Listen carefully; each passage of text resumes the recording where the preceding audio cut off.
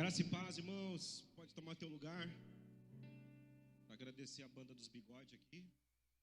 Vocês viram, tá todo mundo de bigode, né? Bigodes band, né? Podia ser. Viu? Todo mundo bigodinho fininho, mais grosso, mais fininho. Isso aí. Depois da bobagem, né? Que sempre tem que ter uma. O pastor Josequiel falou uma coisa interessante sobre que nós somos um, né? É uma realidade, de fato.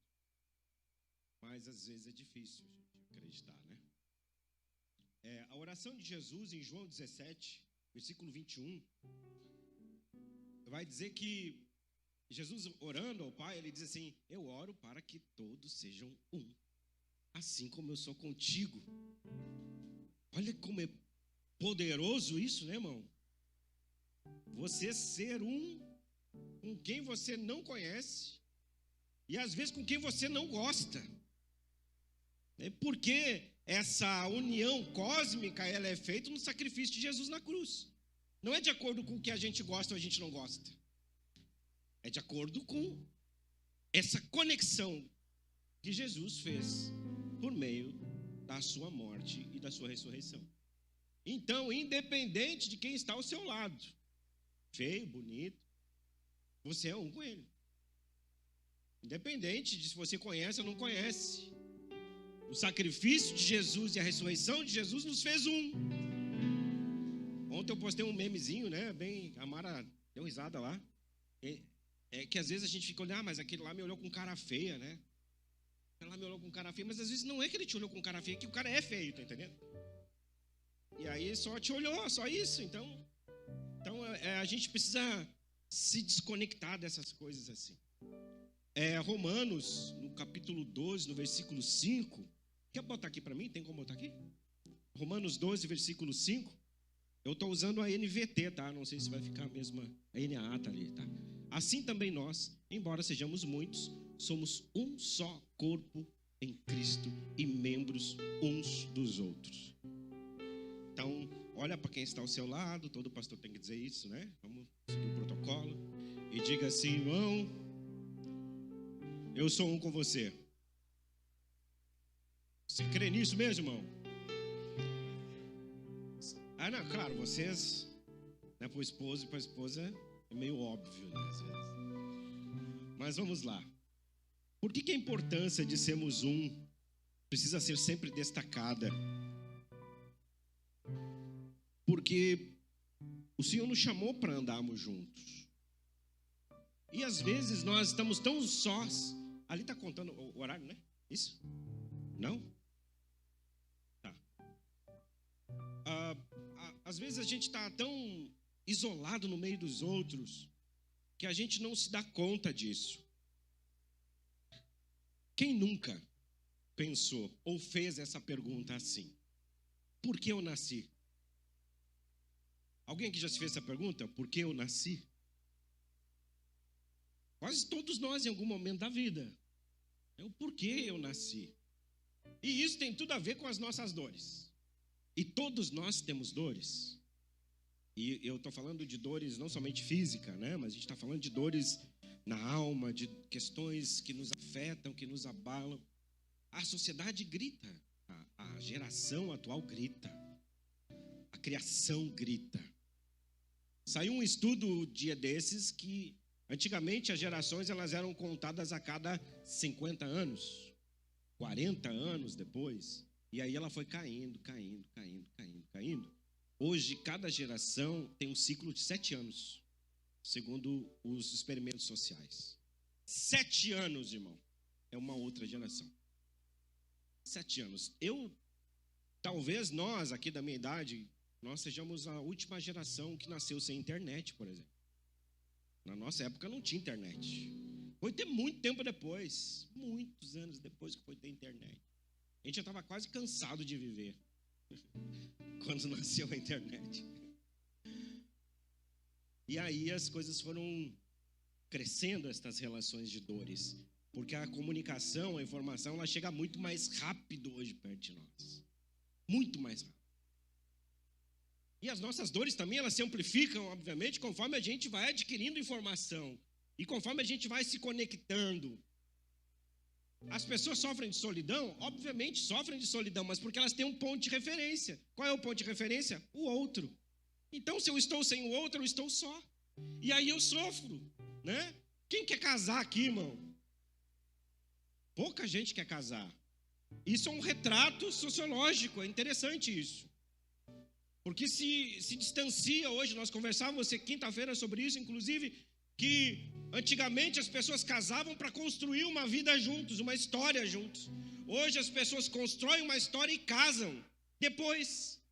Tipo assim, agora eu vou casar porque agora eu já fiz tudo, já construí minha vida e agora eu vou casar. Então parece que se perdeu o propósito. O propósito é que o homem deixe casa. Ou seja, o homem vai atrás e busca alguém para se casar. Isso é certo. Então a gente sofre por diversas questões: solidão, desafeto, mágoas, tristezas, dores físicas. E esta foi o clamor de Jeremias. Jeremias perguntou isso para Deus: por que eu nasci? As pessoas brincam às vezes: Jeremias era um profeta chorão, vivia se lamentando. Se você estivesse no lugar de Jeremias, talvez você não aguentasse um dia. Ele via as suas crianças, as crianças do seu povo serem massacradas, queimadas, suas mulheres serem violentadas, seu povo ser aniquilado, seu povo sofrer dores, serem arrebentados, fatiados ao meio. E ele recebe na sua juventude, na flor da idade, o Senhor chama ele e diz para ele tudo que ele tem que falar. Tem muita divergência em relação à idade dele, mas isso não é o foco. Mas ele era muito novo. Muito novo. E o interessante de tudo isso é que Jeremias, abre lá comigo, Jeremias capítulo 1, versículo 5. Jeremias 1:5 vai dizer lá: eu o conheci antes de formá-lo no ventre de sua mãe, antes de você nascer, eu o separei e o nomeei para ser meu profeta às nações. Aqui a gente precisa destacar algumas questões. Primeiramente, Deus diz a ele, lá na sua juventude: eu o conheci. E o conhecer que Deus está se referindo aqui não é o conhecer de olhar para você e dizer assim: bom, eu conheço porque eu já vi ele em algum ambiente, porque eu sei que como se chama. Deus está falando que o conhece em sua mais profunda intimidade. O salmista Davi, lá no Salmo 139, ainda vai dar respaldo para isso no texto, né? Eu era a substância ainda informe, ou seja, eu não tinha nem forma. O Senhor já sabia que palavra me chegaria à boca algum dia. Então, Deus ele está expressando o seu mais profundo conhecimento ao nosso respeito. Quando Deus, então, nos diga assim, faça isso, ou faça aquilo, ou eu te chamo para cá, ou eu te chamo para lá, e a gente diz para ele assim: não, Senhor, tu vê, eu não estou preparado para isso. O que você está dizendo? Deus, você não me conhece. Quando a gente nega a chamada do Senhor, seja por qual for, nossas limitações, nossos pecados, nossos medos, a gente está dizendo na cara de Deus: Deus, tu não me conhece. Quando a gente rejeita, a gente está dizendo: Deus, tu não me conhece. A gente está indo contra a própria estrutura bíblica que nos estabelece como filhos de Deus. Ele diz: eu te conheço desde quando você não tinha forma. E tu está dizendo: não, Senhor, o Senhor está me chamando, mas eu não posso fazer isso. O Senhor não me conhece. Esse entendimento e esse sentimento talvez pairasse o coração de Jeremias. Antes de formá-lo, ele diz no ventre de sua mãe: antes de você nascer, eu o separei. Separar é uma outra questão que precisa ser muito bem destacada. Deus, ele não só te conhece, mas ele também te separa. E ser separado não é porque somos melhores que qualquer outro. Ele nos separa para um propósito muito específico: a manifestação da sua glória. E ele nos chama quando nós somos imaturos ainda. Deus não espera a nossa maturidade para nos chamar. Ele nos chama na nossa meninice, na nossa pequenez. Ele nos chama nas nossas limitações, porque ele conhece todas elas. Todas elas. Até aquelas que você não assume que tem. E mesmo assim, ele te pega e ele nos pega e ele... Pode deixar o versículo lá, por favor? E ele nos pega e ele nos separa. Por que ele nos separa, irmão? Porque ele nos conhece. Nossas desculpas esfarrapadas de dizer: Senhor, eu não posso, porque eu sinto isso, porque eu sinto aquilo, porque eu sofro com isso, porque minha mãe, porque meu pai, porque meu tio, seja quem for, me disse que eu sou outra pessoa. Que é aquela coisa que eu não insisto, que eu não canso de repetir, sobre o que nos define. O que nos define de fato? É Deus, é o outro, é o nosso ego. Quem que nos define? E aí nós precisamos voltar para Deus e entender que Deus é que nos define. É tel-referência. Não é alter-referência, quando o outro diz o que eu sou, quando o outro determina na minha vida quem eu serei. Nós já ouvimos tantas coisas a nosso respeito, irmãos. Olhe para dentro de você e veja quanta coisa ruim você já ouviu a seu respeito. Pessoas falando que você não presta, pessoas dizendo que você é isso, que você é aquilo, que você é limitado. E realmente nós somos limitados. Não há nenhuma novidade nisso. Mas o que nos mantém firme é a graça e o conhecimento de Deus ao nosso respeito. Porque Ele nos conhece. Na nossa mais profunda intimidade, Ele nos conhece, irmão. Olhe para você agora. Você sabe quem você é.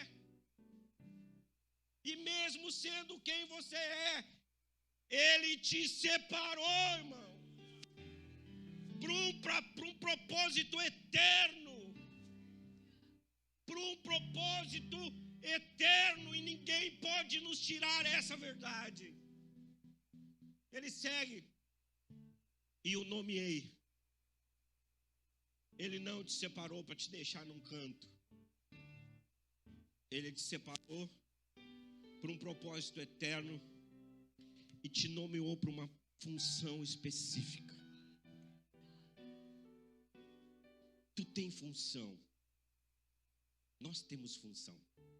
Nós temos uma função que é a união cósmica, que é sermos um com o outro, que é compartilharmos de quem somos, que é entregarmos nossa vida para o outro e ser membro um do outro. Isso é uma função que Cristo fez lá na cruz e quando ressuscita. Mas Ele também nos separa e nos nomeia para uma outra função. A função de fazermos com que a missão dEle também seja nossa. E qual é a missão dele, irmãos? Anunciar as boas novas por meio do corpo. Porque fora do corpo quem faz é o Espírito. Nós fazemos por meio do corpo, por meio da nossa estrutura, talvez por meio desse corpo que você nem goste dele. Mas esse corpo que você tem foi o corpo que o Senhor te deu.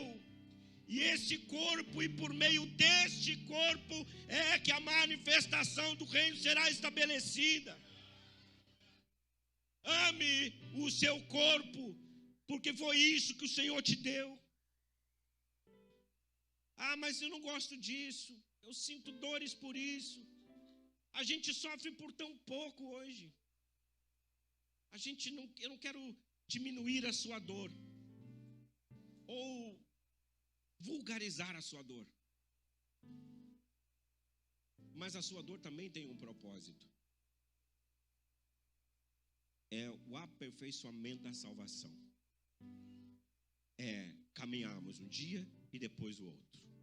Todas as nossas dores têm propósitos. E Jeremias, lá no capítulo 20, versículo 18, ele vai dizer: depois de receber esta palavra do Senhor, menino, depois do Senhor falar para ele: eu te conheci, eu te separei, eu te nomeei. Lá no capítulo 20, no versículo 18, ele vai dizer: porque eu nasci. Toda a minha vida é apenas sofrimento, tristeza e vergonha. A nomeação de Jeremias como profeta era para ser profeta de dores, de sofrimento, de angústia, de tristeza. Menino, criança. Deus o separou para isso, na situação em que a nação vivia naquele período. O Senhor nos chama para isso. Hoje o Senhor nos chama para um outro momento de dores. As dores do parto que vão aumentando, né? O Senhor se aproxima todos os dias um pouco mais de sua vinda. E nossa função é de aceitarmos a sua nomeação, humildemente, sem desculpa esfarrapada. Todos deram desculpa, né? Se for ver, analisar, muitos profetas, muitos sacerdotes, muitos deram desculpas esfarrapadas.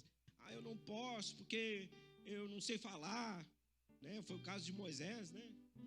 Sendo que Moisés sabia falar, ele tinha sido muito bem instruído. No momento do desafio, ele se apequena e ele diz: eu não tenho capacidade de falar, eu preciso que alguém me ajude. Gente, era uma desculpa esfarrapada demais. E aquele outro, quando Jesus faz o chamado e ele diz assim: não, eu não posso, deixa me enterrar primeiro no meu pai. Ou seja, espere meu pai morrer e depois que ele morrer, segundo a tradição, eu faço sepultamento e aí eu te sigo. Jesus: não é agora. Não importa como você está. A gente vai sendo limpo, nós vamos sendo purificados pela palavra na nossa caminhada de fé. É aí que nós vamos sendo limpos e depurados e maturados, amadurecidos uns com os outros. Ninguém amadurece em relacionamento andando sozinho, pastor. Não tem como. A gente amadurece em relacionamento andando com o outro. É só assim que funciona. O solitário, ele busca seus próprios interesses, diz a palavra. E os interesses deles não são os interesses do reino. Os interesses do reino, eles são muito específicos. Estou tentando seguir o esboço. Eu sou bem ruim de seguir esboço. Jeremias, ele amadurece. E é interessante, nós lemos lá em Lamentações. Lamentações 3, do 21 em diante. Ele vai dizer o seguinte. Presta atenção.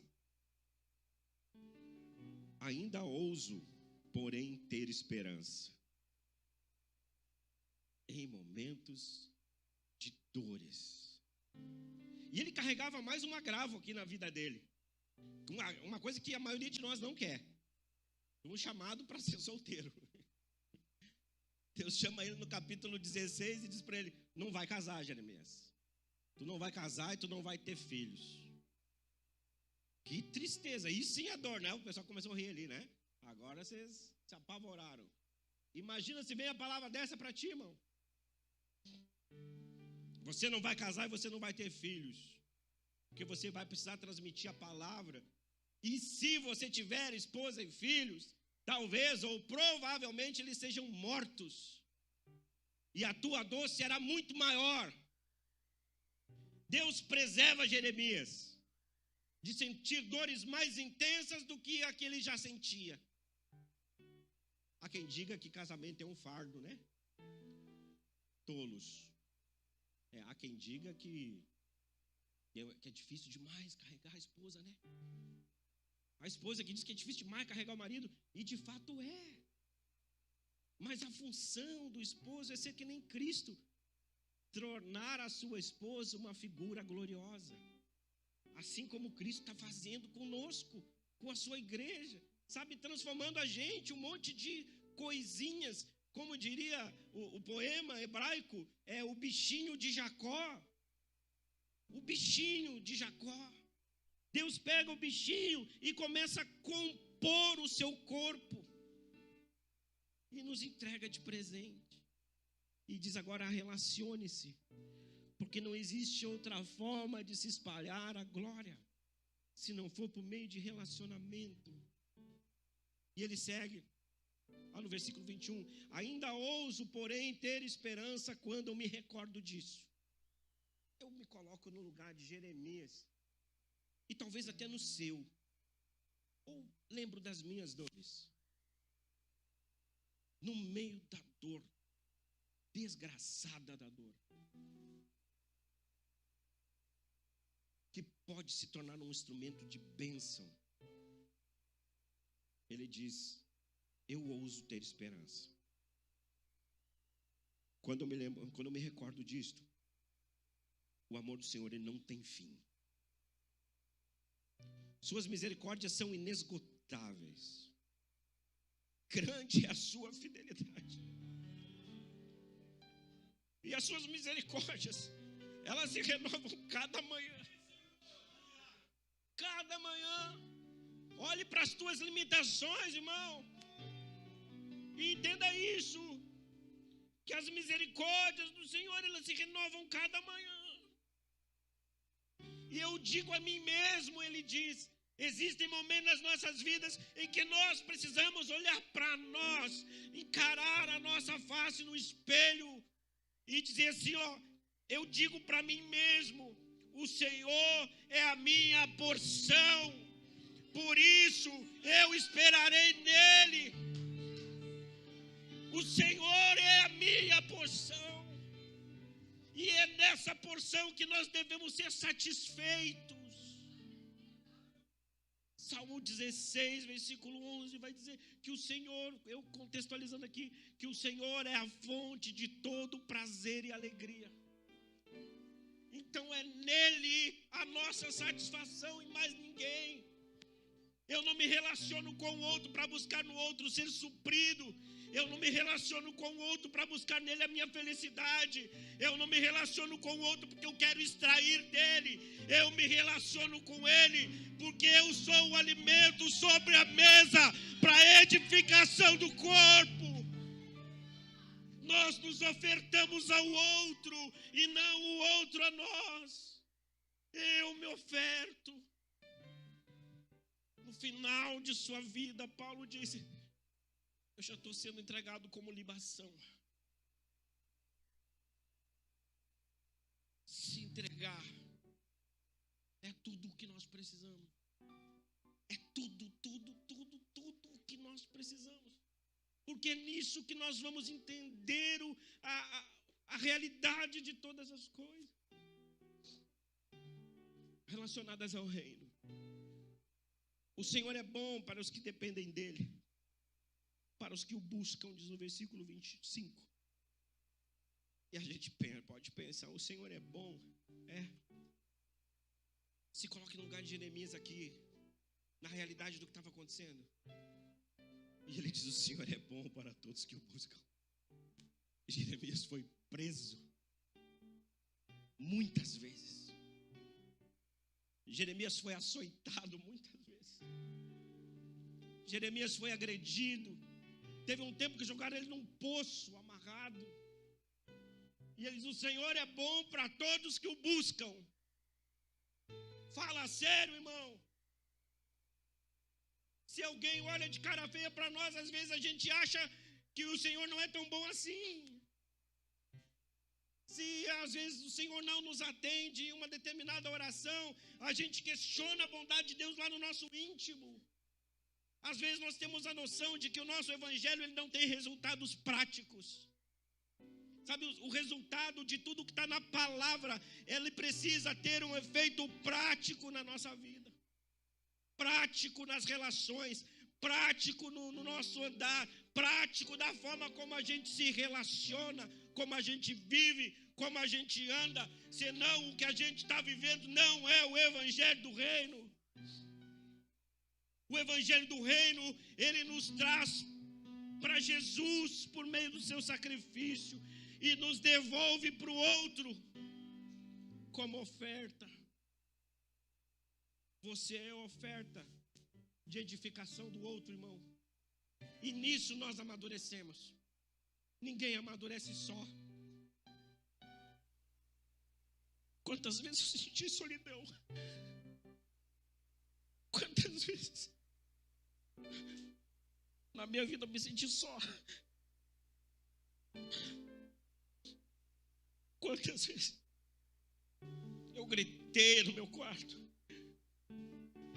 tentando acordar a situação para que eu fosse acolhido.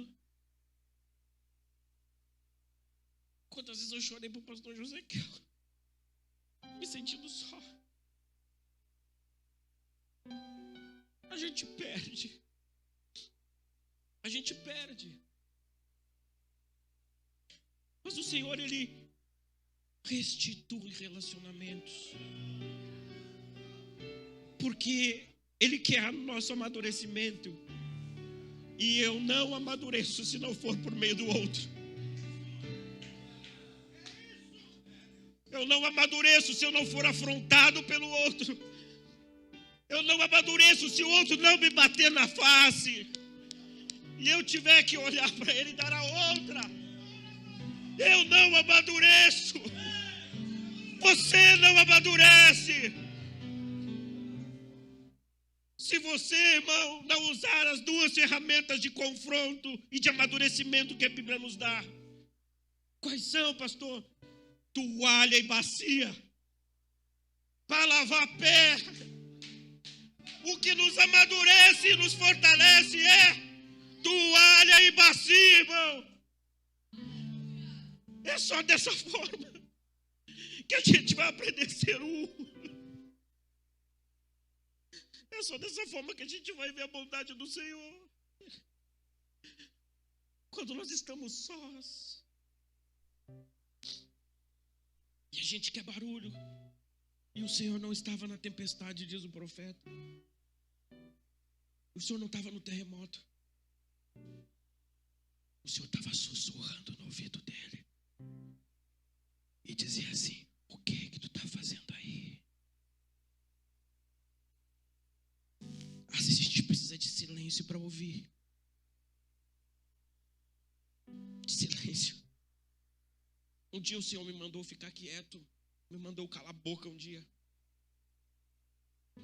Eu não posso ficar quieto, Senhor. Ele disse: fica quieto, cala tua boca, cala tua boca. E eu disse: é coisa da minha cabeça isso aí.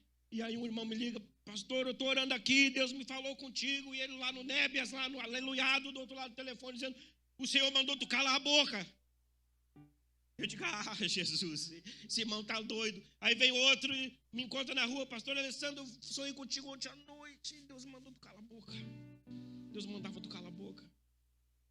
E ele diz aqui que às vezes é no silêncio. É no silêncio. Ah, mas isso vai passar logo? Não sei se vai passar logo.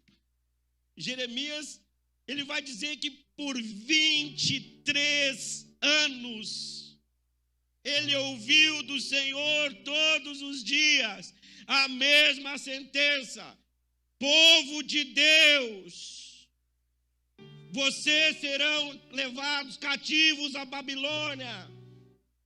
Seus filhos, suas mulheres, suas plantações, tudo será destruído. E ele foi envergonhado, chutado, humilhado por 23 anos. Ele profetizou por muito mais anos depois. Jeremias foi morrer com os seus quase 100 anos. E segundo a tradição oral, vão dizer que ele morreu apedrejado por um grupo de fanáticos judeus. E segundo a tradição oral, existia uma profecia que ele voltaria. Por isso que lá depois, em Mateus, eles vão perguntar se Jesus era o Jeremias. Porque eles também esperavam isso. A judiaria que foi feita com o profeta. Deus o sentenciou a viver só. Por um único propósito. Porque ele não podia ter ninguém ao lado dele. Porque senão ele perderia mais alguém. Não é o seu caso. Dê um glória aí, irmão. Não é o seu caso. Mas se for também, nós precisamos ser solteiros para a glória do Senhor. Enquanto você está solteiro, você tem que ser solteiro em relacionamento sério. Ah, como é que é isso, pastor? Solteiro em relacionamento sério? Solteiro no relacionamento sério com o Senhor. Até que ele decida que não mais. Porque ele já te separou e nomeou para uma função muito específica. Ele vai dizer, no versículo 26, portanto é bom esperar em silêncio pela salvação do Senhor. E às vezes o Senhor nos manda calar. É bom, vai dizer no 27, as pessoas se sujeitarem, ainda jovens, ao jugo da disciplina. Existe um jugo na disciplina. O que é um jugo? Todo mundo sabe o que é jugo, né, irmão? Para nós gaúchos, jugo é tipo uma canga, né? Agora as gurias vão pensar que é negócio aí de praia. Não é, irmão, aquilo não. Aquilo é saída de praia. Canga era um negócio que botava no pescoço do bicho, do boi. Eles tinham que ter a mesma altura, né? Para que eles andassem parelhinhos, para que um não machucasse o outro. O jugo da disciplina é isso. Nós não andamos sós mais. Nós andamos debaixo de um jugo. Leve, suave. Que para nós pode parecer pesado às vezes. Mas o Senhor nos afirma que é suave. E Ele nos diz, olha, não anda mais só. Agora tem cabresto. Ah, como assim, pastor? Nós somos escravos de Cristo. Servos. Servo tem dono, irmão. Nós temos um dono. Então nós não andamos mais sós. Não depende mais do que a gente acha, o que a gente deixa de achar. Nós precisamos nos submeter, nos sujeitar, ainda jovens, ao jugo da disciplina. Eu demorei, já velho, para me submeter ao jugo da disciplina. E aí nós somos amadurecidos. Alguém vai me atualizando a hora aí que eu estou bem perdido. 11? Tem 10 minutos? Que permaneçam sozinhas em silêncio sob o jugo do Senhor, ele vai dizer no 28. Que se deitem com o rosto no pó, pois talvez ainda haja esperança.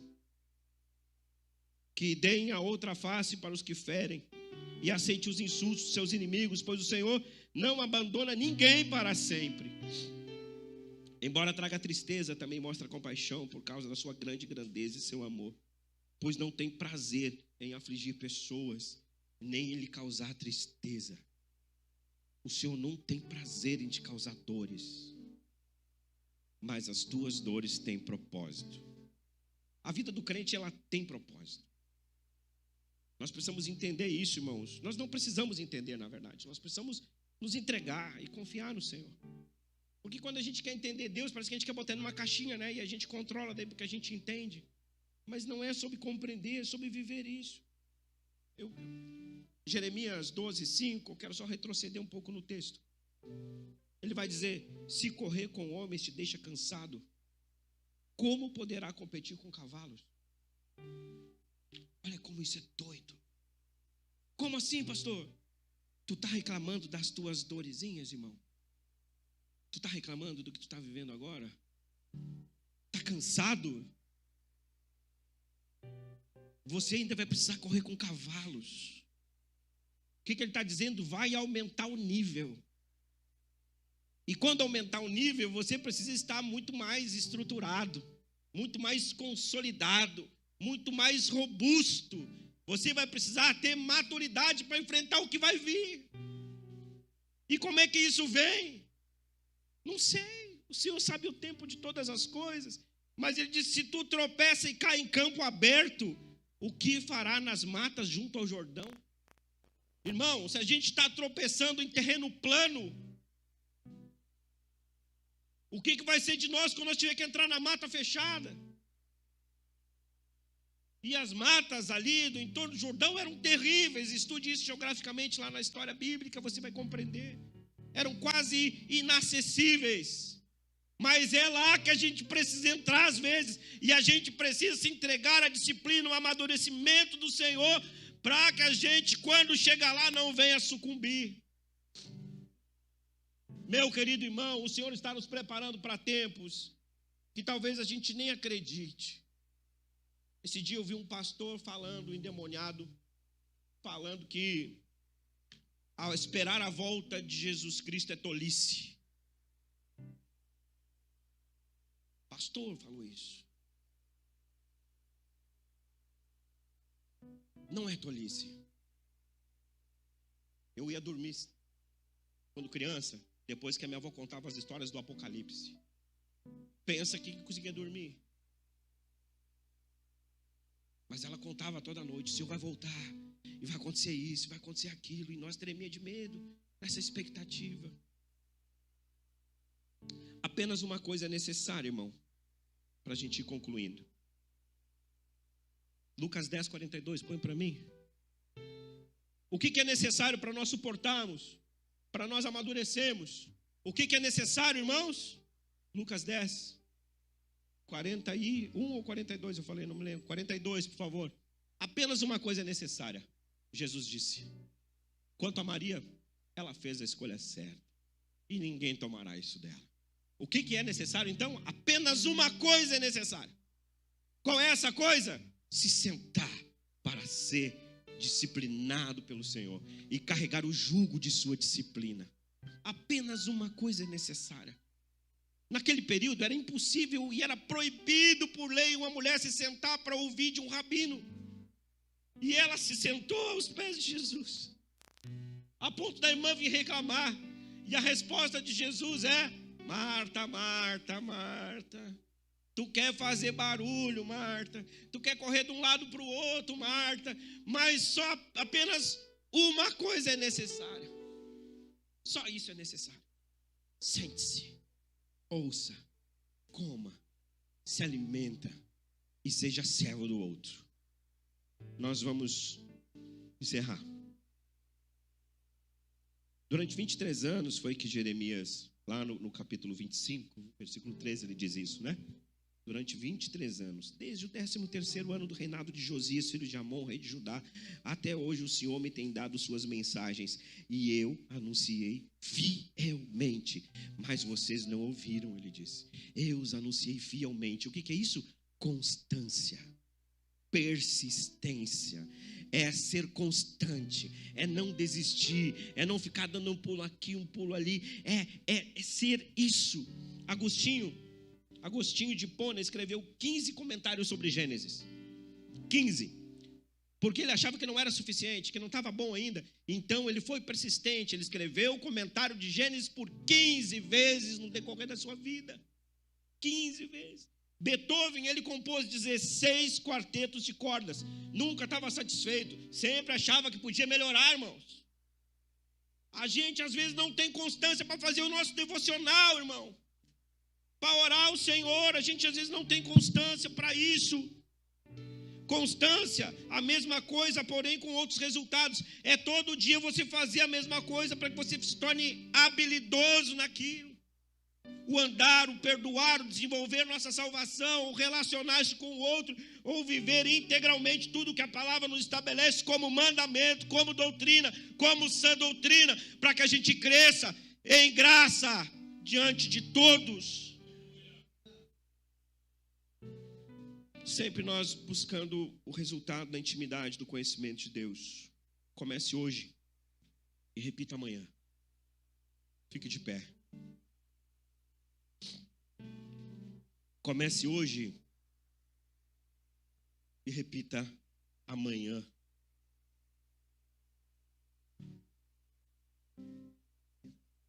Vamos orar?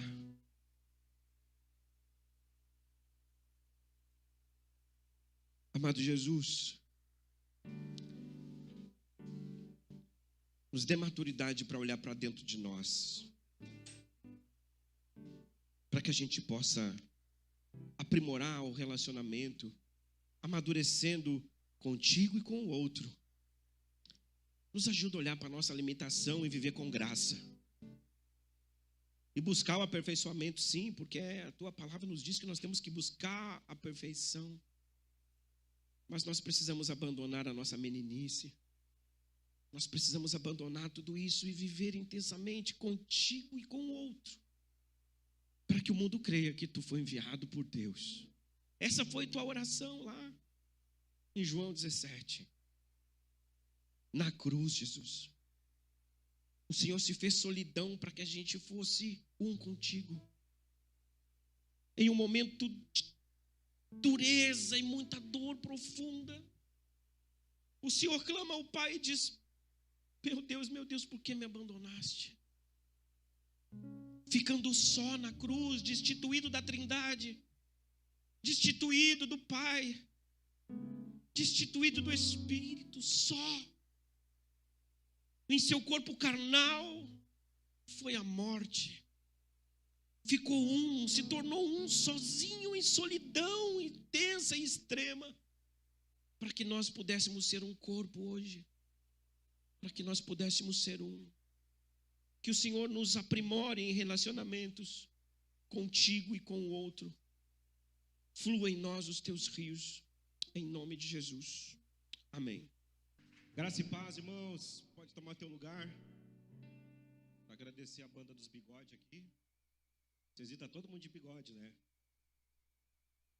Bigodes Band, né? Podia ser. Viu? Todo mundo bigodinho fininho, mais grosso, mais fininho. Isso aí. Depois da bobagem, né? Que sempre tem que ter uma. O pastor José Quiel falou uma coisa interessante sobre que nós somos um, né? É uma realidade, de fato. Mas às vezes é difícil a gente acreditar, né? A oração de Jesus em João 17, versículo 21, vai dizer que Jesus orando ao Pai, ele diz assim: eu oro para que todos sejam um, assim como eu sou contigo. Olha como é poderoso isso, né, irmão? Você ser um com quem você não conhece e às vezes com quem você não gosta. Porque essa união cósmica, ela é feita no sacrifício de Jesus na cruz. Não é de acordo com o que a gente gosta ou a gente não gosta. É de acordo com essa conexão que Jesus fez por meio da sua morte e da sua ressurreição. Então, independente de quem está ao seu lado, feio, bonito, você é um com ele. Independente de se você conhece ou não conhece. O sacrifício de Jesus e a ressurreição de Jesus nos fez um. Ontem eu postei um memezinho, né? Bem, a Mara deu risada lá. É que às vezes a gente fica olhando, mas aquele lá me olhou com cara feia, né? Aquele lá me olhou com cara feia, mas às vezes não é que ele te olhou com cara feia, é que o cara é feio, tá entendendo? E aí só te olhou, só isso. Então a gente precisa se desconectar dessas coisas assim. Romanos, no capítulo 12, no versículo 5. Quer botar aqui para mim? Tem como botar aqui? Romanos 12, versículo 5. Eu estou usando a NVT, tá? Não sei se vai ficar a mesma. A NAA tá ali, tá? Assim também nós, embora sejamos muitos, somos um só corpo em Cristo e membros uns dos outros. Então, olha para quem está ao seu lado, todo pastor tem que dizer isso, né? Vamos seguir o protocolo. E diga assim: irmão, eu sou um com você. Você crê nisso mesmo, irmão? Não, claro, vocês, né, para o esposo e para a esposa é meio óbvio, né, às vezes. Mas vamos lá. Por que a importância de sermos um precisa ser sempre destacada? Porque o Senhor nos chamou para andarmos juntos. E às vezes nós estamos tão sós. Ali está contando o horário, né? Isso? Não? Tá. Às vezes a gente está tão isolado no meio dos outros que a gente não se dá conta disso. Quem nunca pensou ou fez essa pergunta assim? Por que eu nasci? Alguém aqui já se fez essa pergunta? Por que eu nasci? Quase todos nós em algum momento da vida. É o porquê eu nasci. E isso tem tudo a ver com as nossas dores. E todos nós temos dores. E eu estou falando de dores não somente física, né? Mas a gente está falando de dores na alma, de questões que nos afetam, que nos abalam. A sociedade grita, a geração atual grita, a criação grita. Saiu um estudo dia desses que antigamente as gerações elas eram contadas a cada 50 anos, 40 anos depois, e aí ela foi caindo. Hoje, cada geração tem um ciclo de 7 anos, segundo os experimentos sociais. 7 anos, irmão, é uma outra geração. 7 anos. Talvez nós, aqui da minha idade, nós sejamos a última geração que nasceu sem internet, por exemplo. Na nossa época não tinha internet. Foi ter muito tempo depois, muitos anos depois que foi ter internet. A gente já estava quase cansado de viver quando nasceu a internet. E aí as coisas foram crescendo, estas relações de dores, porque a comunicação, a informação, ela chega muito mais rápido hoje perto de nós. Muito mais rápido. E as nossas dores também, elas se amplificam, obviamente, conforme a gente vai adquirindo informação. E conforme a gente vai se conectando. As pessoas sofrem de solidão? Obviamente sofrem de solidão, mas porque elas têm um ponto de referência. Qual é o ponto de referência? O outro. Então, se eu estou sem o outro, eu estou só. E aí eu sofro, né? Quem quer casar aqui, irmão? Pouca gente quer casar. Isso é um retrato sociológico, é interessante isso.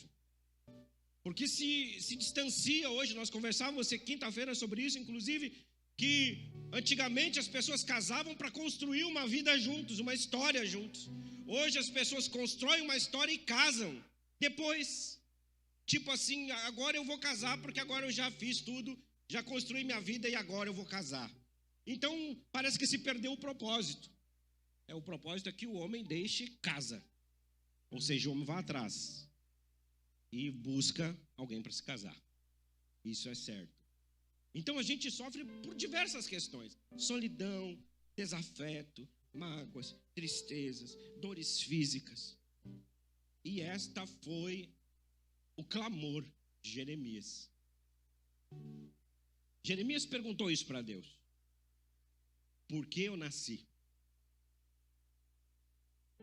As pessoas brincam às vezes: Jeremias era um profeta chorão, vivia se lamentando. Se você estivesse no lugar de Jeremias, talvez você não aguentasse um dia. Ele via as suas crianças, as crianças do seu povo serem massacradas, queimadas, suas mulheres serem violentadas, seu povo ser aniquilado, seu povo sofrer dores, serem arrebentados, fatiados ao meio. E ele recebe na sua juventude, na flor da idade, o Senhor chama ele e diz para ele tudo que ele tem que falar. Tem muita divergência em relação à idade dele, mas isso não é o foco. Mas ele era muito novo. Muito novo. E o interessante de tudo isso é que Jeremias, abre lá comigo, Jeremias capítulo 1, versículo 5. Jeremias 1:5 vai dizer lá: eu conheci antes de formá-lo no ventre de sua mãe, antes de você nascer, eu o separei e o nomeei para ser meu profeta às nações. Aqui a gente precisa destacar algumas questões. Primeiramente, Deus diz a ele lá na sua juventude: eu o conheci. E o conhecer que Deus está se referindo aqui não é o conhecer de olhar para você e dizer assim: bom, eu conheço porque eu já vi ele em algum ambiente, porque eu sei que como se chama. Deus está falando que o conhece em sua mais profunda intimidade. o salmista Davi, lá no Salmo 139, ainda vai dar respaldo para isso no texto, né? Eu era a substância ainda informe, ou seja, eu não tinha nem forma. O Senhor já sabia que palavra me chegaria à boca algum dia. Então, Deus ele está expressando o seu mais profundo conhecimento ao nosso respeito. Quando Deus, então, nos diga assim, ó, faça isso, ou faça aquilo, ou eu te chamo para cá, ou eu te chamo para lá, e a gente diz para ele assim, não, Senhor, tu vê, eu não estou preparado para isso. O que você está dizendo? Deus, você não me conhece. Quando a gente nega a chamada do Senhor, seja por qual for, nossas limitações, nossos pecados, nossos medos, a gente está dizendo na cara de Deus, Deus, tu não me conhece. Quando a gente rejeita, a gente está dizendo, Deus, tu não me conhece. A gente está indo contra a própria estrutura bíblica que nos estabelece como filhos de Deus. Ele diz, eu te conheço desde quando você não tinha forma. E tu está dizendo, não, Senhor, o Senhor está me chamando, mas eu não posso fazer isso. O Senhor não me conhece. Esse entendimento e esse sentimento talvez parasse o coração de Jeremias. Antes de formá-lo, ele diz no ventre de sua mãe, antes de você nascer, eu o separei. Separar é uma outra questão que precisa ser muito bem destacada. Deus, ele não só te conhece, mas ele também te separa. E ser separado não é porque somos melhores que qualquer outro. Ele nos separa para um propósito muito específico. A manifestação da sua glória. E ele nos chama quando nós somos imaturos ainda. Deus não espera a nossa maturidade para nos chamar. Ele nos chama na nossa meninice, na nossa pequenez. Ele nos chama nas nossas limitações, porque ele conhece todas elas. Todas elas. Até aquelas que você não assume que tem. E mesmo assim, ele te pega e ele nos pega e ele... Pode deixar o versículo lá, por favor? E ele nos pega e ele nos separa. Por que ele nos separa, irmão? Porque ele nos conhece. Nossas desculpas esfarrapadas de dizer, Senhor, eu não posso, porque eu sinto isso, porque eu sinto aquilo, porque eu sofro com isso, porque minha mãe, porque meu pai, porque meu tio, seja quem for, me disse que eu sou outra pessoa. Que é aquela coisa que eu não insisto, que eu não canso de repetir, sobre o que nos define. O que nos define de fato? É Deus, é o outro, é o nosso ego. Quem que nos define? E aí nós precisamos voltar para Deus e entender que Deus é que nos define. É tel-referência. Não é alter-referência, quando o outro diz o que eu sou, quando o outro determina na minha vida quem eu serei. Nós já ouvimos tantas coisas a nosso respeito, irmãos. Olhe para dentro de você e veja quanta coisa ruim você já ouviu a seu respeito. Pessoas falando que você não presta, pessoas dizendo que você é isso, que você é aquilo, que você é limitado. E realmente nós somos limitados. Não há nenhuma novidade nisso. Mas o que nos mantém firme é a graça e o conhecimento de Deus ao nosso respeito. Porque Ele nos conhece. Na nossa mais profunda intimidade, Ele nos conhece, irmão. Olhe para você agora. Você sabe quem você é. E mesmo sendo quem você é, Ele te separou, irmão. Para um propósito eterno. Para um propósito eterno. E ninguém pode nos tirar essa verdade. Ele segue, e o nomeei. Ele não te separou para te deixar num canto. Ele te separou para um propósito eterno e te nomeou para uma função específica. Tu tem função. Nós temos função. Nós temos uma função que é a união cósmica, que é sermos um com o outro, que é compartilharmos de quem somos, que é entregarmos nossa vida para o outro e ser membro um do outro. Isso é uma função que Cristo fez lá na cruz e quando ressuscita. Mas Ele também nos separa e nos nomeia para uma outra função. A função de fazermos com que a missão dEle também seja nossa. E qual é a missão dele, irmãos?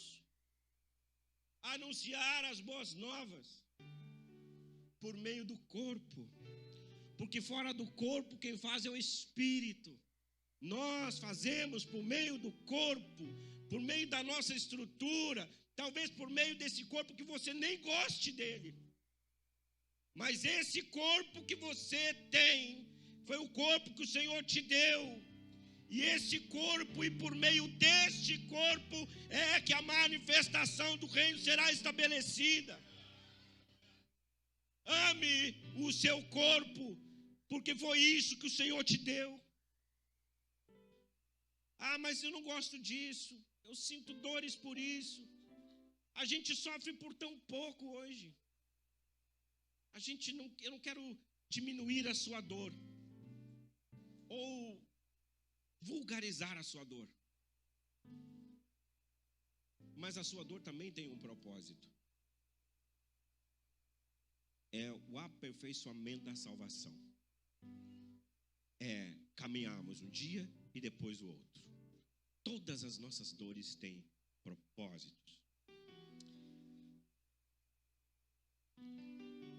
E Jeremias, lá no capítulo 20, versículo 18, ele vai dizer: depois de receber esta palavra do Senhor, menino, depois do Senhor falar para ele: eu te conheci, eu te separei, eu te nomeei. Lá no capítulo 20, no versículo 18, ele vai dizer: porque eu nasci. Toda a minha vida é apenas sofrimento, tristeza e vergonha. A nomeação de Jeremias como profeta era para ser profeta de dores, de sofrimento, de angústia, de tristeza. Menino, criança. Deus o separou para isso, na situação em que a nação vivia naquele período. O Senhor nos chama para isso. Hoje o Senhor nos chama para um outro momento de dores. As dores do parto que vão aumentando, né? O Senhor se aproxima todos os dias um pouco mais de sua vinda. E nossa função é de aceitarmos a sua nomeação, humildemente, sem desculpa esfarrapada. Todos deram desculpa, né? Se for ver, analisar, muitos profetas, muitos sacerdotes, muitos deram desculpas esfarrapadas.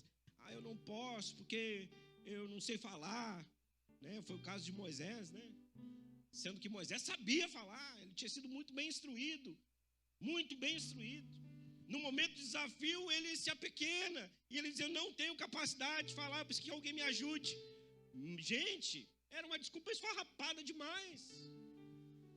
E aquele outro, quando Jesus faz o chamado e ele diz assim: não, eu não posso, deixa-me enterrar primeiro o meu pai.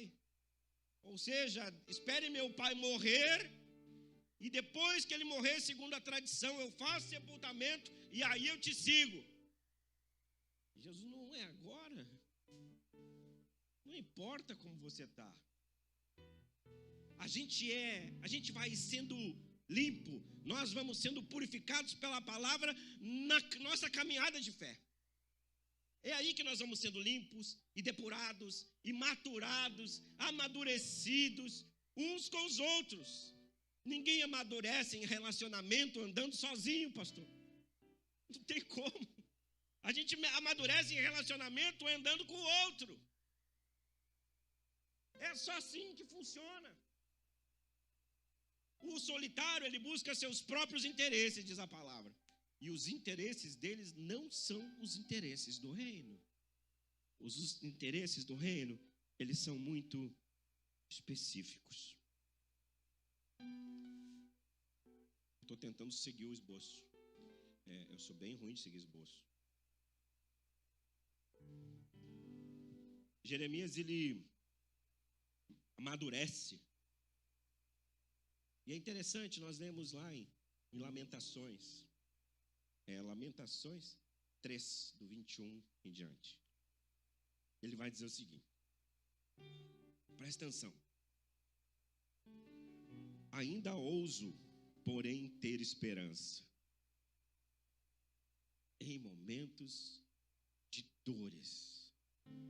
E ele carregava mais um agravo aqui na vida dele. Uma coisa que a maioria de nós não quer. Um chamado para ser solteiro.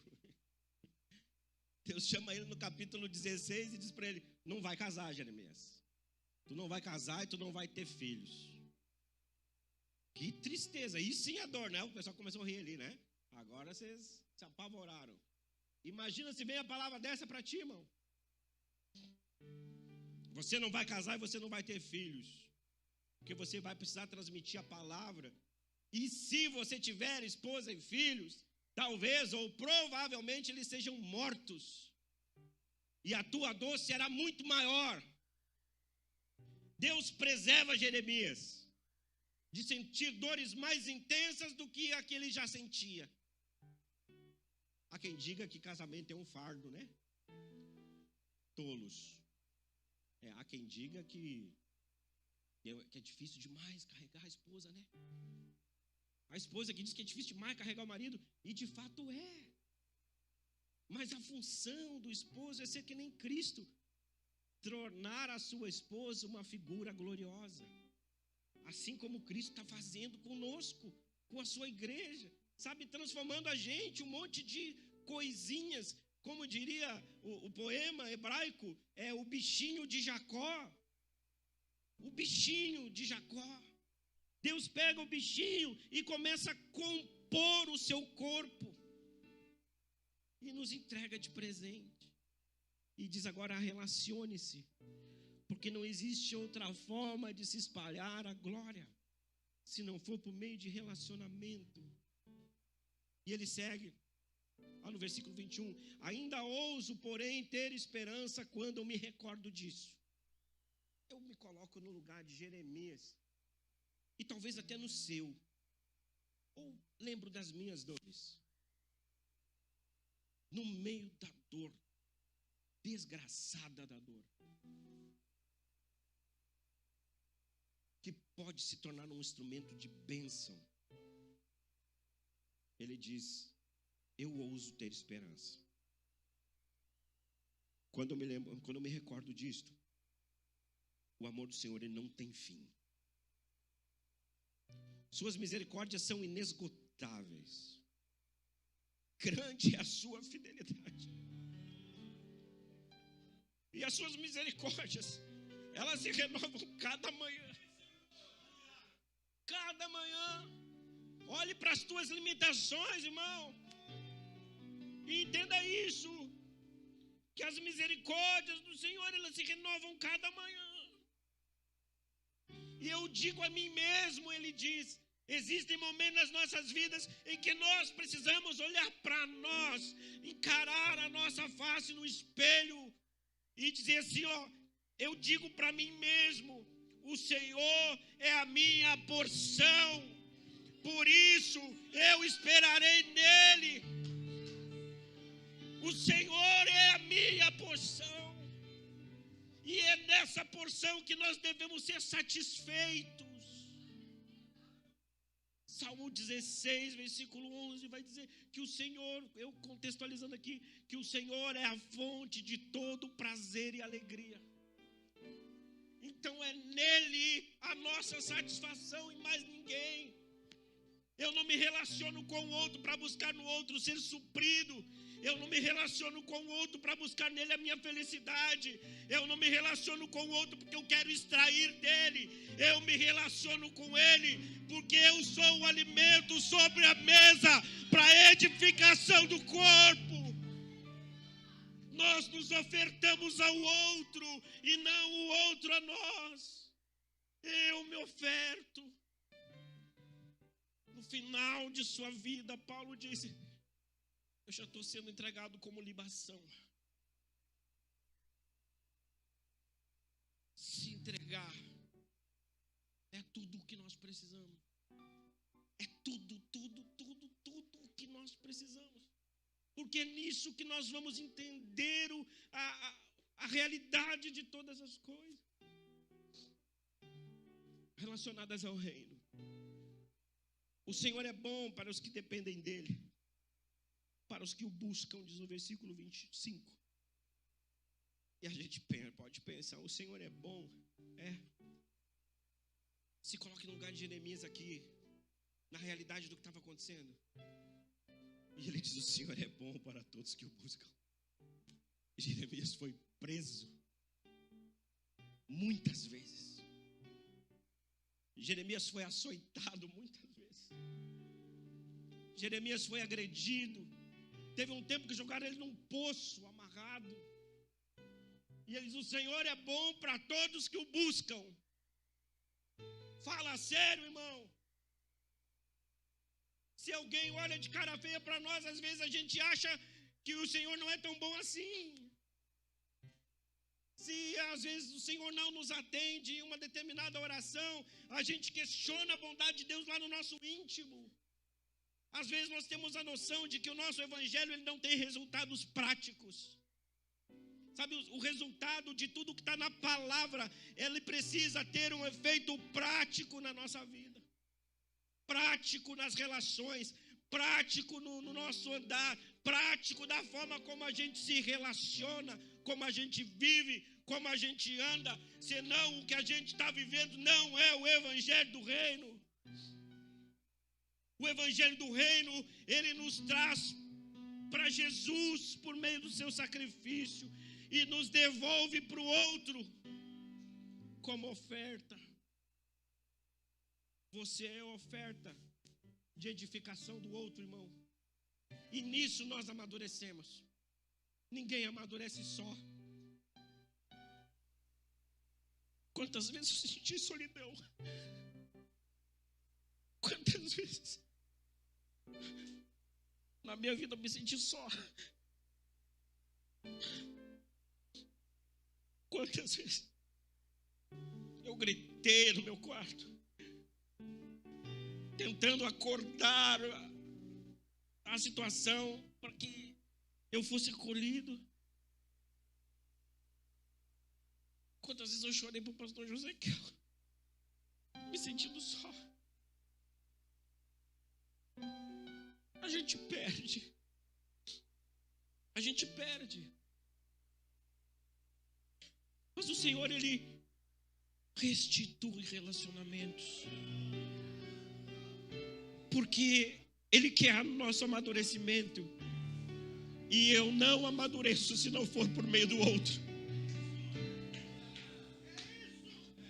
Eu não amadureço se eu não for afrontado pelo outro.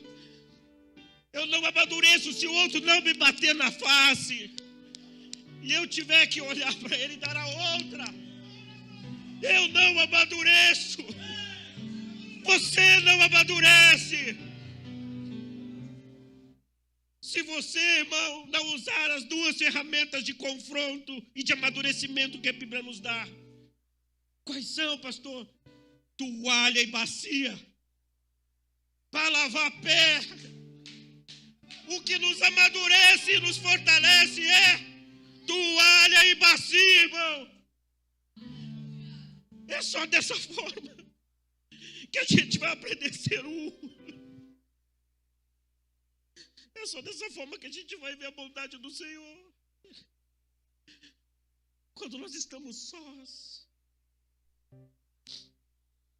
E a gente quer barulho.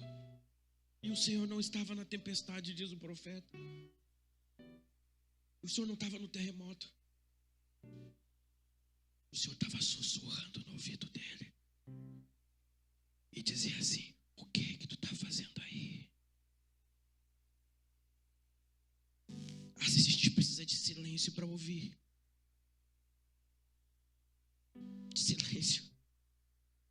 Um dia o Senhor me mandou ficar quieto, me mandou calar a boca um dia.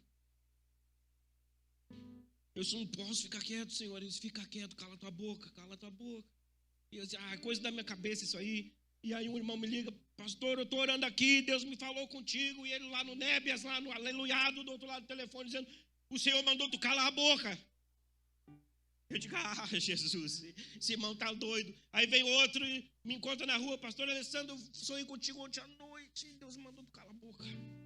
Deus mandava tu calar a boca. E ele diz aqui que às vezes é no silêncio. É no silêncio. Mas isso vai passar logo? Não sei se vai passar logo. Jeremias, ele vai dizer que por 23 anos, ele ouviu do Senhor todos os dias a mesma sentença. Povo de Deus, vocês serão levados cativos à Babilônia. Seus filhos, suas mulheres, suas plantações, tudo será destruído. E ele foi envergonhado, chutado, humilhado. Por 23 anos. Ele profetizou por muito mais anos depois. Jeremias foi morrer com os seus quase 100 anos. E segundo a tradição oral, vão dizer que ele morreu apedrejado por um grupo de fanáticos judeus. E segundo a tradição oral, existia uma profecia que ele voltaria. Por isso que lá depois, em Mateus, eles vão perguntar se Jesus era o Jeremias. Porque eles também esperavam isso. A judiaria que foi feita com o profeta. Deus o sentenciou a viver só. Por um único propósito. Porque ele não podia ter ninguém ao lado dele. Porque senão ele perderia mais alguém. Não é o seu caso. Dê um glória aí, irmão. Não é o seu caso. Mas se for também, nós precisamos ser solteiros para a glória do Senhor. Enquanto você está solteiro, você tem que ser solteiro em relacionamento sério. Como é que é isso, pastor? Solteiro em relacionamento sério? Solteiro no relacionamento sério com o Senhor. Até que ele decida que não mais. Porque ele já te separou e nomeou para uma função muito específica. Ele vai dizer, no versículo 26, portanto é bom esperar em silêncio pela salvação do Senhor. E às vezes o Senhor nos manda calar. É bom, vai dizendo no 27, as pessoas se sujeitarem, ainda jovens, ao jugo da disciplina. Existe um jugo na disciplina. O que é um jugo? Todo mundo sabe o que é jugo, né, irmão? Para nós gaúchos, o jugo é tipo uma canga, né? Agora as gurias vão pensar que é negócio sair de praia. Não é, irmão, aquilo não. Aquilo é saída de praia. Canga era um negócio que botava no pescoço do bicho, do boi. Eles tinham que ter a mesma altura, né? Para que eles andassem parelhinhos, para que um não machucasse o outro. O jugo da disciplina é isso. Nós não andamos sós mais. Nós andamos debaixo de um jugo. Leve, suave. Que para nós pode parecer pesado às vezes. Mas o Senhor nos afirma que é suave. E Ele nos diz, não anda mais só. Agora tem cabresto. Como assim, pastor? Nós somos escravos de Cristo. Servos. Servo tem dono, irmão. Nós temos um dono. Então nós não andamos mais sós. Não depende mais do que a gente acha, o que a gente deixa de achar. Nós precisamos nos submeter, nos sujeitar, ainda jovens, ao jugo da disciplina. Eu demorei, já velho, para me submeter ao jugo da disciplina. E aí nós somos amadurecidos. Alguém vai me atualizando da hora aí que eu estou bem perdido. 11? Tem 10 minutos? Que permaneçam sozinhas em silêncio sob o jugo do Senhor, ele vai dizer no 28. Que se deitem com o rosto no pó, pois talvez ainda haja esperança. que deem a outra face para os que ferem, e aceite os insultos dos seus inimigos, pois o Senhor não abandona ninguém para sempre. Embora traga tristeza, também mostra compaixão por causa da sua grande grandeza e seu amor, pois não tem prazer em afligir pessoas, nem em lhe causar tristeza. O Senhor não tem prazer em te causar dores, mas as tuas dores têm propósito. A vida do crente, ela tem propósito. Nós precisamos entender isso, irmãos. Nós não precisamos entender, na verdade. Nós precisamos nos entregar e confiar no Senhor.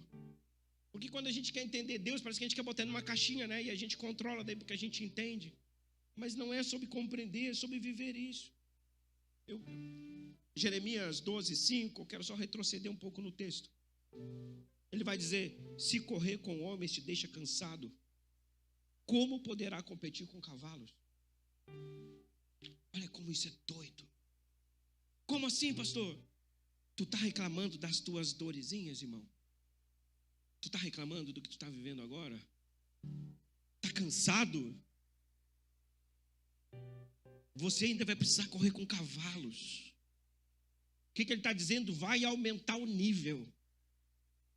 E quando aumentar o nível, você precisa estar muito mais estruturado, muito mais consolidado, muito mais robusto. Você vai precisar ter maturidade para enfrentar o que vai vir. E como é que isso vem? Não sei. O Senhor sabe o tempo de todas as coisas. Mas ele diz: se tu tropeça e cai em campo aberto, o que fará nas matas junto ao Jordão? Irmão, se a gente está tropeçando em terreno plano, o que vai ser de nós quando nós tiver que entrar na mata fechada? E as matas ali do entorno do Jordão eram terríveis. Estude isso geograficamente lá na história bíblica, você vai compreender. Eram quase inacessíveis. Mas é lá que a gente precisa entrar às vezes. E a gente precisa se entregar à disciplina, ao amadurecimento do Senhor, para que a gente, quando chegar lá, não venha sucumbir. Meu querido irmão, o Senhor está nos preparando para tempos que talvez a gente nem acredite. Esse dia eu vi um pastor falando, endemoniado, falando que ao esperar a volta de Jesus Cristo é tolice. O pastor falou isso. Não é tolice. Eu ia dormir quando criança, depois que a minha avó contava as histórias do Apocalipse. Pensa que conseguia dormir. Mas ela contava toda noite: o Senhor vai voltar, e vai acontecer isso, vai acontecer aquilo. E nós tremia de medo, nessa expectativa. Apenas uma coisa é necessária, irmão, para a gente ir concluindo. Lucas 10:42, põe para mim. O que é necessário para nós suportarmos, para nós amadurecermos? O que é necessário, irmãos? Lucas 10, 41 ou 42, eu falei, não me lembro. 42, por favor. Apenas uma coisa é necessária. Jesus disse: quanto a Maria, ela fez a escolha certa, e ninguém tomará isso dela. O que é necessário, então? Apenas uma coisa é necessária. Qual é essa coisa? Se sentar para ser disciplinado pelo Senhor e carregar o jugo de sua disciplina. Apenas uma coisa é necessária. Naquele período era impossível e era proibido por lei uma mulher se sentar para ouvir de um rabino. E ela se sentou aos pés de Jesus, a ponto da irmã vir reclamar. E a resposta de Jesus é: Marta, Marta, Marta, tu quer fazer barulho, Marta, tu quer correr de um lado para o outro, Marta, mas só apenas uma coisa é necessária. Só isso é necessário. Sente-se, ouça, coma, se alimenta e seja servo do outro. Nós vamos encerrar. Durante 23 anos foi que Jeremias, lá no capítulo 25, versículo 13, ele diz isso, né?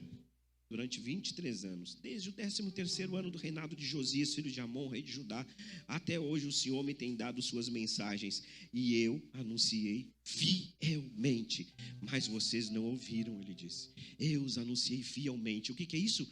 Constância, persistência, é ser constante, é não desistir, é não ficar dando um pulo aqui, um pulo ali, é ser isso. Agostinho de Hipona escreveu 15 comentários sobre Gênesis. 15. Porque ele achava que não era suficiente, que não estava bom ainda. Então ele foi persistente, ele escreveu o comentário de Gênesis por 15 vezes no decorrer da sua vida. 15 vezes. Beethoven, ele compôs 16 quartetos de cordas. Nunca estava satisfeito, sempre achava que podia melhorar, irmãos. A gente às vezes não tem constância para fazer o nosso devocional, irmão. Para orar ao Senhor, a gente às vezes não tem constância para isso. Constância, a mesma coisa, porém com outros resultados. É todo dia você fazer a mesma coisa para que você se torne habilidoso naquilo. O andar, o perdoar, o desenvolver nossa salvação, o relacionar-se com o outro, ou viver integralmente tudo que a palavra nos estabelece como mandamento, como doutrina, como sã doutrina, para que a gente cresça em graça diante de todos. Sempre nós buscando o resultado da intimidade, do conhecimento de Deus. Comece hoje e repita amanhã. Fique de pé. Comece hoje e repita amanhã.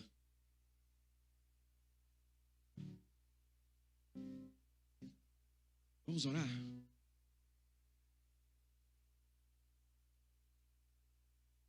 Amado Jesus, nos dê maturidade para olhar para dentro de nós, para que a gente possa aprimorar o relacionamento, amadurecendo contigo e com o outro. Nos ajuda a olhar para a nossa alimentação e viver com graça. E buscar o aperfeiçoamento, sim, porque a tua palavra nos diz que nós temos que buscar a perfeição. Mas nós precisamos abandonar a nossa meninice. Nós precisamos abandonar tudo isso e viver intensamente contigo e com o outro, para que o mundo creia que tu foi enviado por Deus. Essa foi tua oração lá em João 17. Na cruz, Jesus, o Senhor se fez solidão para que a gente fosse um contigo. Em um momento de dureza e muita dor profunda, o Senhor clama ao Pai e diz: meu Deus, por que me abandonaste? Ficando só na cruz, destituído da Trindade, destituído do Pai, destituído do Espírito, só. Em seu corpo carnal foi a morte. Ficou se tornou sozinho, em solidão intensa e extrema, para que nós pudéssemos ser um corpo hoje, para que nós pudéssemos ser um. Que o Senhor nos aprimore em relacionamentos contigo e com o outro. Flua em nós os teus rios, em nome de Jesus. Amém.